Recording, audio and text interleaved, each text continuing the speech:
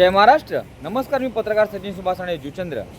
आज आपण आलो नागाव पूर्व येथे जुचंद्र भागातील हेराची खाडी येथे आपण आलो आहे. जरा पाहू शकता खाडीचं स्वरूप काय आहे. हे हेराची खाडी. या खाडीमध्ये एवढा गाळ आहे, एवढी घाण आहे आणि ही जी पान वनस्पती आहे ही आता ताबडतोब काढून टाका. ही खाडी एकदम चांगली करा, जेणेकरून पाणी जे पावसाचं येईल किंवा खाडीचं जे पाणी येईल ते निघून जाईल. आता गावामध्ये पूर परिस्थिती आल्याशिवाय राहणार नाही. पाहू शकता किती घाण आहे. हा कचरा बघा, इथे कांदे बटाटे करतात, इथे सगळे घाण टाकतात याच्यामध्ये, खाडीमध्ये सगळ्या खाडीमध्ये कचरा टाकतात. पाहू शकता तुम्ही, बघा घाण टाकलेली आहे सगळी. आणि पान वनस्पती आहे, ताबडतोब खाडी साफ झाली पाहिजे आत्ताच्या आत्ता ताबडतोब. जर गावात पूर परिस्थिती निर्माण झाली तर जिम्मेदार तुम्हाला ठेवील. वसई विहार शहर महानगरपालिका तसेच आयुक्त साहेबांना विनंती आहे की ताबडतोब खाडी साफ झाली पाहिजे. वारंवार पत्र देऊन सुद्धा तुम्ही खाडी साफ का करत नाहीये.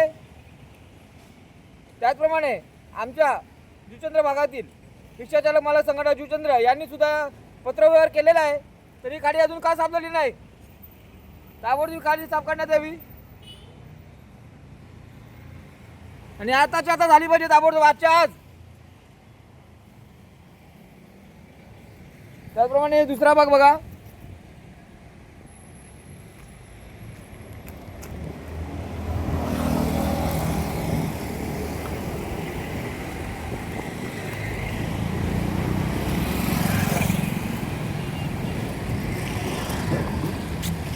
पाहू शकता पान वनस्पती किती आले बघा. खाडी कोण साफ करणार. काय गावात पूर परिस्थिती निर्माण झाल्यावर साफ करणार का तुम्ही. वसई विरार शहर महानगरपालिका ताबडतोब तुम्हाला विनंती आहे की ताबडतोब झाला पाहिजे आजच्या आज. पत्रव्यवहार झालेला आहे तुम्हाला. बघा किती पान वनस्पती आहे ही. तर खाडी आपोआप साफ करा आजच्या आज. आणि त्याचप्रमाणे नायगाव पूर्व विभागात जेवढं अनधिकृत बांधकाम झालेलं आहे त्याच्यावर सुद्धा ताबडतोब थोडं कारवाई झाली पाहिजे. कारण हे भरणी करून बांधकाम केलेलं आहे, त्याच्यामुळे पूर परिस्थिती निर्माण होण्यासाठी कारणीभूत ते पण आहे. तर ताबडतोब अनधिकृत बांधकामावर कारवाई करा आणि ज्या अनधिकृत बांधकामाला भरणी झाली आहे ती ताबडतोब खोदून मोकळी करा. जय महाराष्ट्र.